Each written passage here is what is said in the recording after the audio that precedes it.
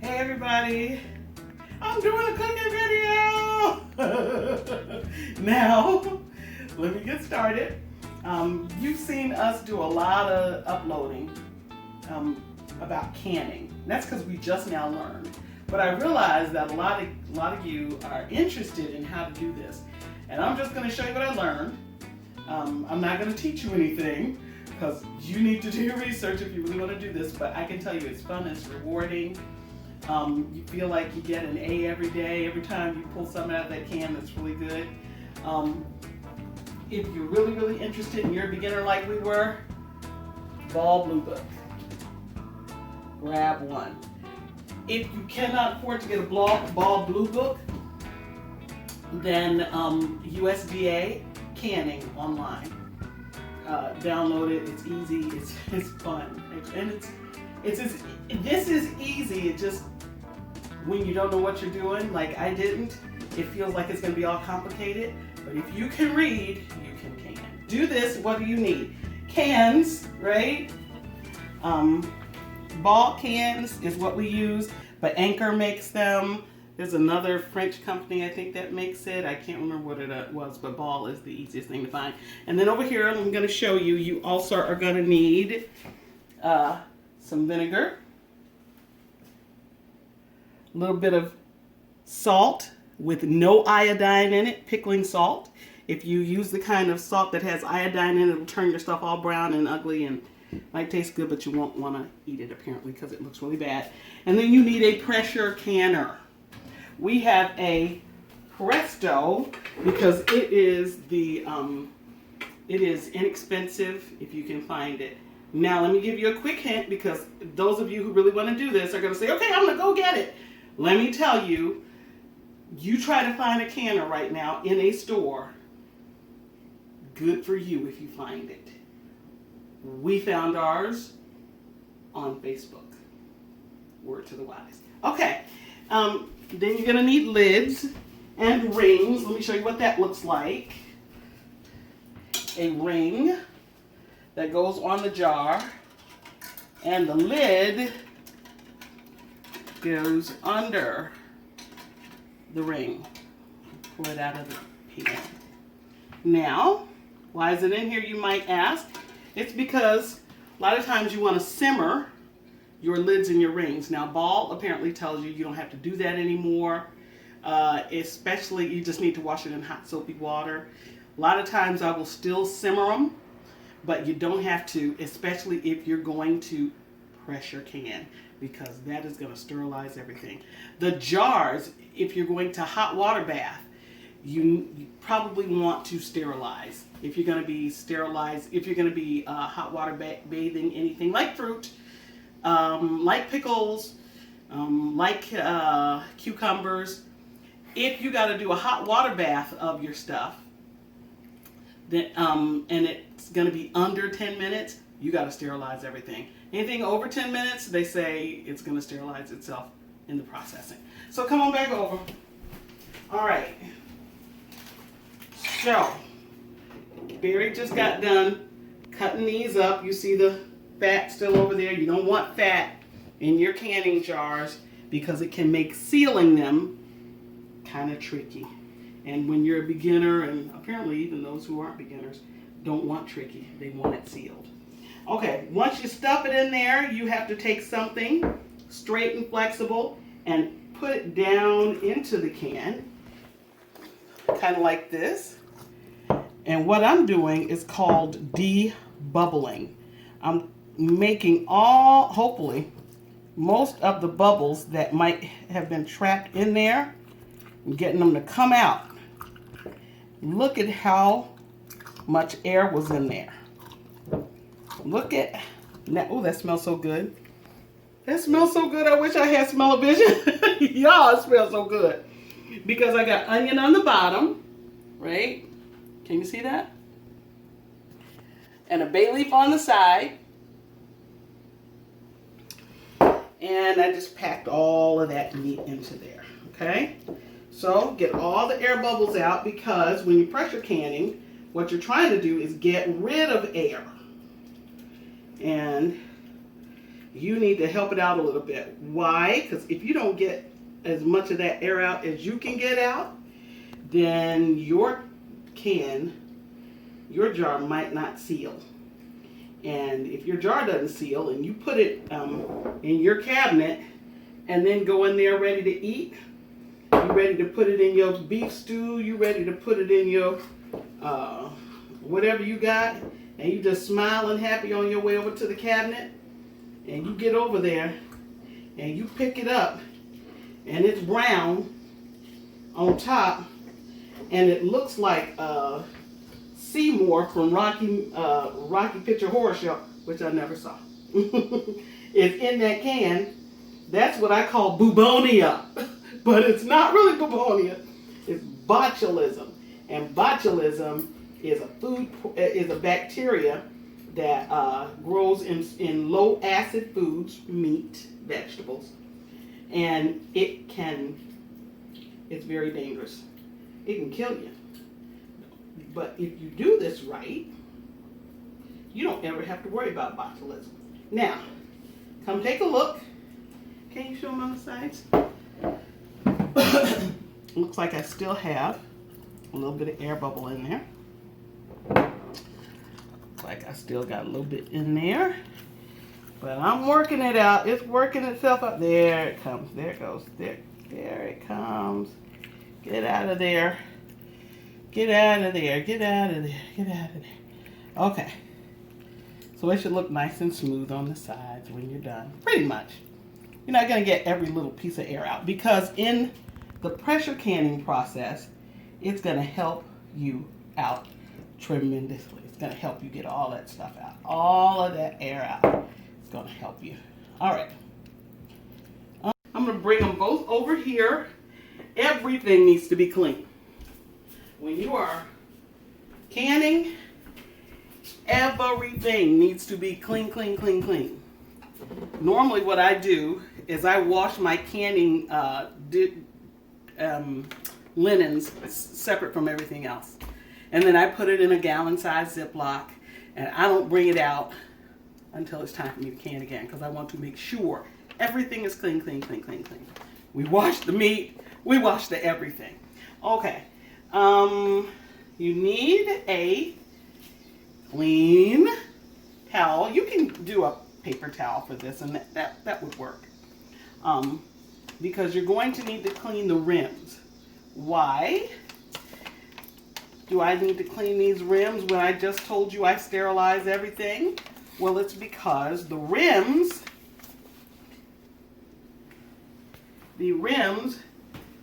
is what's going to hold the seal from the lid down. Okay? So get it so there's no trace of meat, no trace of anything. And even around the sides here, you don't want any trace of anything on the sides because you don't want anything to get in the way of sealing that jar. Now you did that, and this is optional.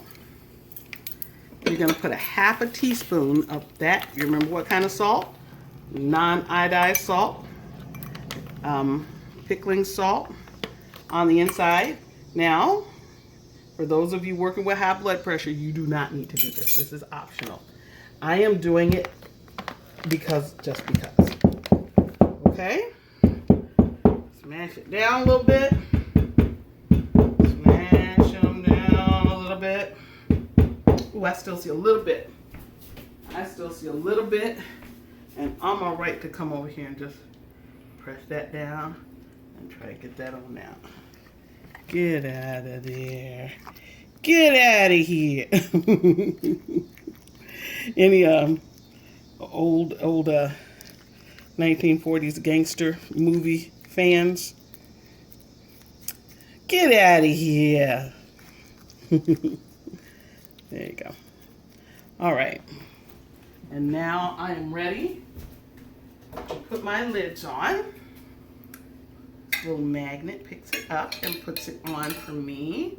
Well, it'll place it there for me. It won't put it on for me. And then I get my other one out of here, if it'll cooperate. And you will cooperate. Isn't that cool, guys? All right. Put that on. Get my ring. And I put my ring on what they call fingertip tight. I'm not gonna crank it. Why? Because when you put it in the pressure cooker, air still needs to escape. And if you got the ring cranked down on there, it's gonna have a hard time escaping. And you want it to have as easy a time as possible. So they call it fingertip tight. There, I didn't crank. Just look, I can still take it off real easy. Look at this, I can still take that off real easy. Fingertip tight. Then we're gonna take a canner's best friend. Your hands when you're in this game. Oh, look at that, Barry. Look at that. Look at that. There's air at the bottom that I did not see. And we're gonna cut and we're gonna take a little time and get the rest of that air out there, okay? We'll be right back. All right, I'm back. I had to wrestle that meat down. I had to wrestle that steer down there. All right. I think I got it. Still got a little bit over here. We're gonna see how it goes. If you're gonna do this, you have to actually look. It has to say canner on the box. It has to be for the purposes of canning. Because it has to get to, I think, 15 PSI. And it needs to be able to hold there.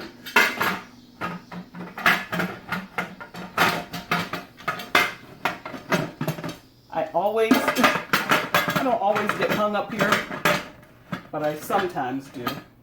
And then I realize, wait a minute, do I have it backwards? So I'll turn it around.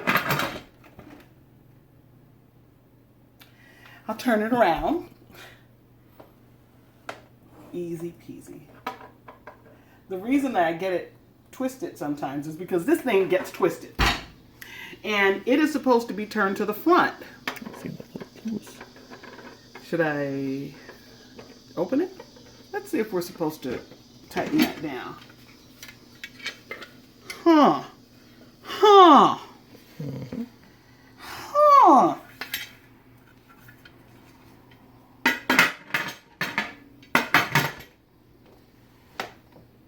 I told you we knew to this, right? New to this, but true to this. Let's do this thing.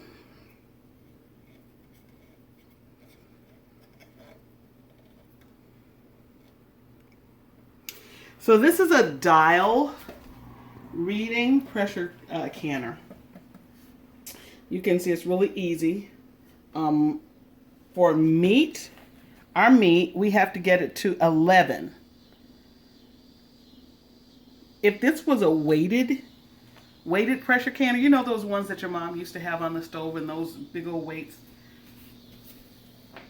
They're heavy like this. This is a pressure regulator.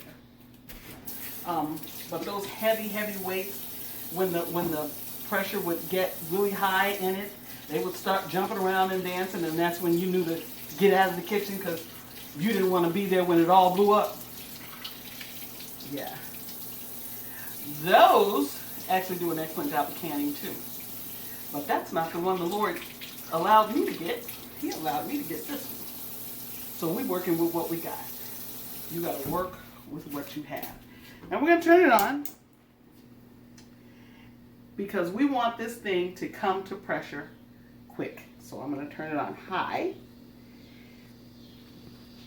This is the little thing, little spout, little nozzle that is going to release steam out of it. When it gets to be so hot, it's going to steam, so it's going to come up in a straight and steady stream. That's when you're going to know, ooh, it's almost time. I have 10 minutes and then I can put my pressure regulator on and then my pressure is going to come up and my meat will be cooking. We'll bring you back when that happens. There's that steam coming steadily, a steady stream coming up from this vent. So now we have 10 minutes. We have to actually put a timer on it. Let's see. Yep, there it is. 10 minutes. We put a timer.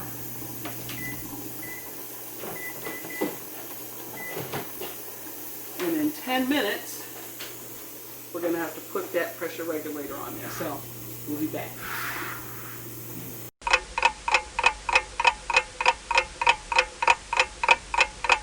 9, 8, 7, 6, 5, 4, 3, 2, 1, and end. All right. At 8:20, I am putting this on, and you are going to see this dial start moving, right? Because I've just trapped that pressure in there. And it has nowhere to go. It has nowhere to go. It's in there. Did I put that on there tight? Yeah. I'm just making sure.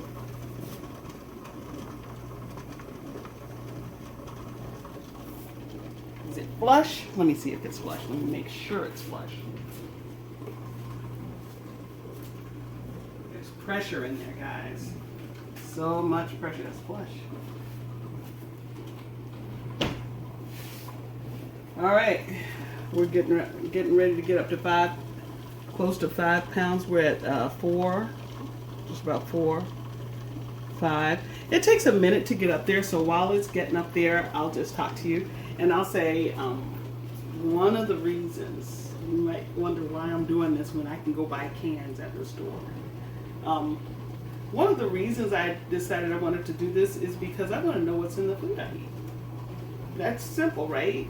You hear so much about sodium glutamate or different artificial this or artificial sweeteners, and I just decided, I look at labels, and I'm always searching labels to see what the carbs are, what the this are, because everybody has something medically they want to keep. They want to keep their bodies in a state of peace, right? And certain things don't give my body a state of peace. So I'm always looking at labels. But I decided, when I know what it is. I have more control over what's going into me. I don't have to blindly trust that somebody has my best interest at heart.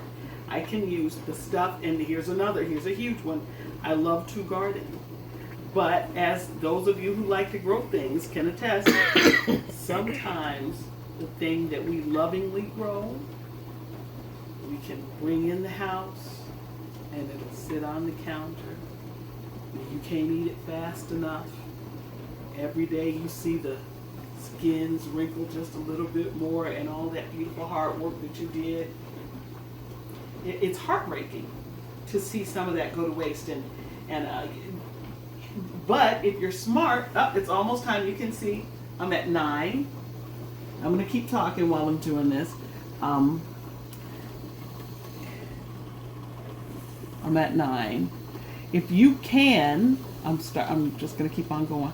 If you can preserve your harvest. Now I'm at 10 now, and I'm getting ready to start lowering this pressure kind of dramatically because it's getting ready to get up there to 11 kind of quick. And I don't want it to get much past 11. Not much past 11. So I lowered it, and it's going to climb a little bit, all the way till it gets to 11. And then I'm going to need to stay here and work with it until I can get that needle to kind of stay there, stay put. Anyway, so this year I grew some tomatoes, and I put the tomatoes in buckets, and I didn't get that much this year. I'm still getting some. I got enough to share a little bit with some of my neighbors, and I got neighbors around here who's growing some stuff, and so they share. They've got cucumbers and sometimes I'll give them that. I started canning jelly. I do not grow blueberries. I just found a super deal, and I decided I wanted to can that. But that brings me to another point. That's another reason that I decided I wanted to can, because as a housewife, I'm trying to help my husband with the money flow in here, and if I find a good sale, you can't put everything in the freezer. And how many of you have put stuff? I'm at 11, and I got to turn this down a little bit. How many of you guys have found? Oh, you found a really good sale on some meat, and you're like, oh, I'm putting that in the freezer. And you found another good sale on some meat, and oh, I gotta put that in the freezer. And then it's at 11. I can start the processing right now. I can start the time. I couldn't start it until it got to 11. It's at 11. So thank you, Barry, for reminding me. So now I can do, it's got to be in there 90 minutes. And oop, wrong. Kitchen timer, 90 minutes. And start. There we go. Oh, let me tell you one thing before I keep on going with my food preservation stories. You cannot leave your kitchen, go too far from your kitchen when you're canning. Even though you got to be in here 90 minutes. Get a good book. Since I'm learning how to can, my good book is canning books. Nerdy, yeah. Interesting, yeah. You know, but oh, it's climbing a little bit. See, I gotta turn it just a little bit. If you, getting back to this, if you let that pressure canner get underneath the amount of pressure that it needs to be on, even if you let it climb for any amount of time, if you go to the bathroom and you come back and that canner is below the pressure amount that it needs to be up under for the allotted amount of time, you have to start that timer all over again. So it behooves you to have everything you need in the kitchen before you start. All of the things you're going to do. You might want to watch a movie, but if you watch a movie, be sure it's a movie that's not so interesting that it won't let you turn your head over here to this pressure gauge every few minutes, so you can make sure it's not going backwards. Sometimes it'll creep up. That's better than letting it creep backward, but it's still equally dangerous because pressure canning accidents can still happen. Right? It can still happen, but not if you're being safe. Now, if you can do your part, we can do our part. Now, I'm not going to say that. I'm not going to say not if you're being safe.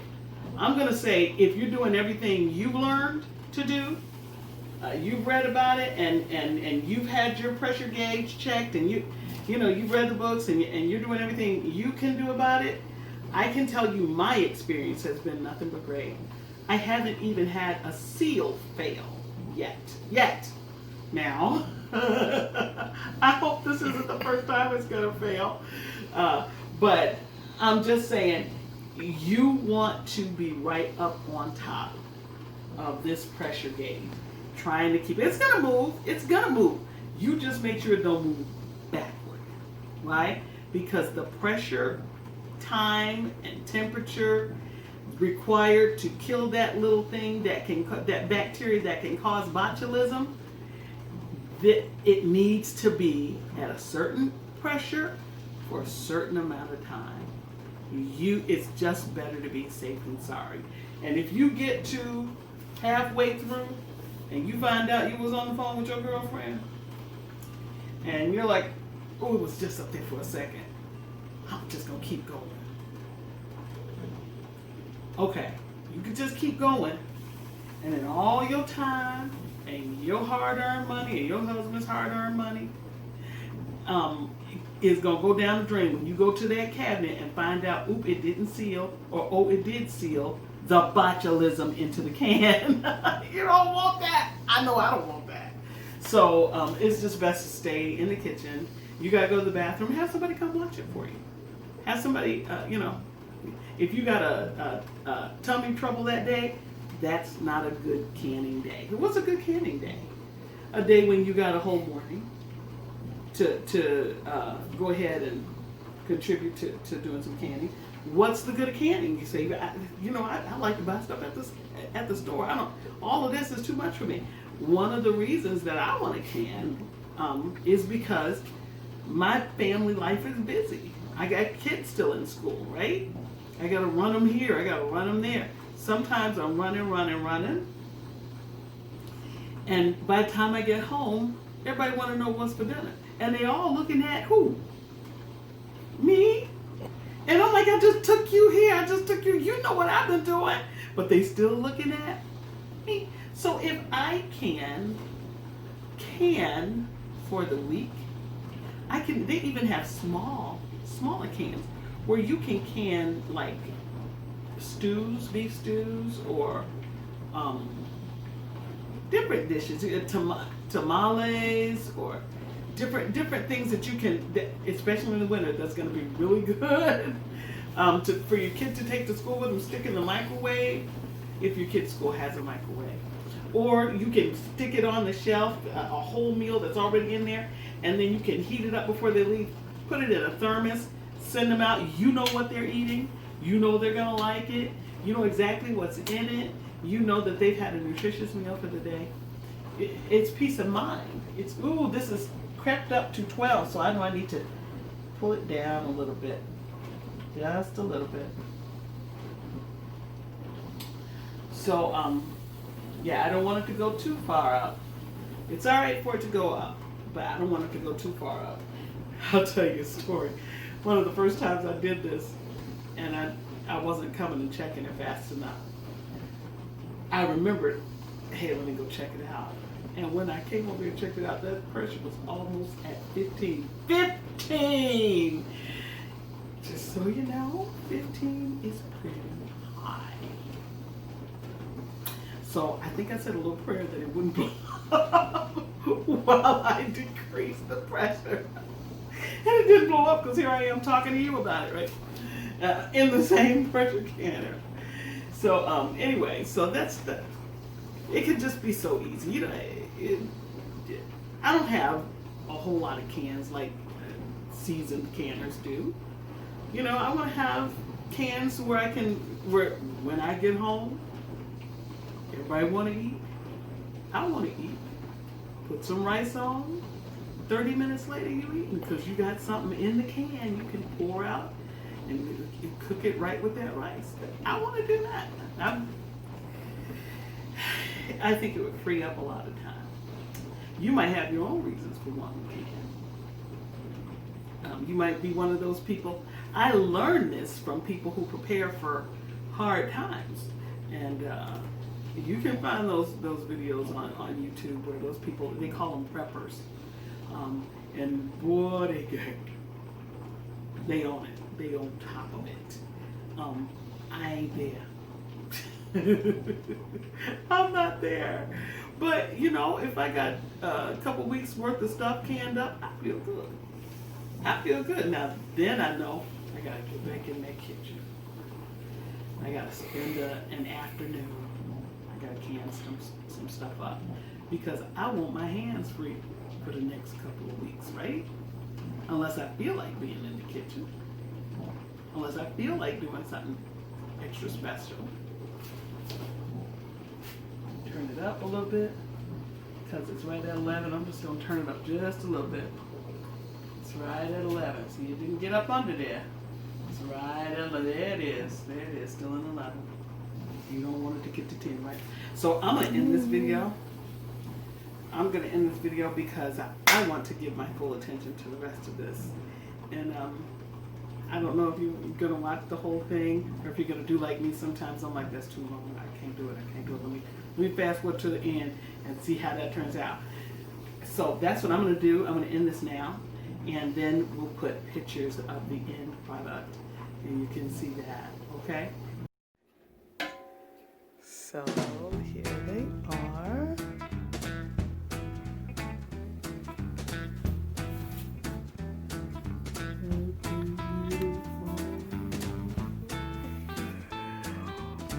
Still going. Y'all, I wish we had smell-o-vision. Oh my gosh. They smell so yummy.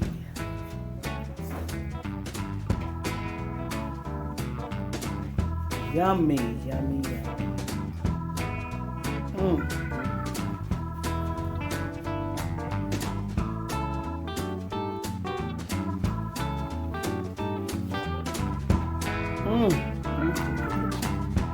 Look at that chicken. No juice, no broth. Look at that beef. And give it a little bit of space. Look at that. Look at that. Y'all. Oh my goodness. That chicken is just showing out. You're just showing out now, chicken. You do beef. Look at you coming out there like a champ. You came out of there like a champ.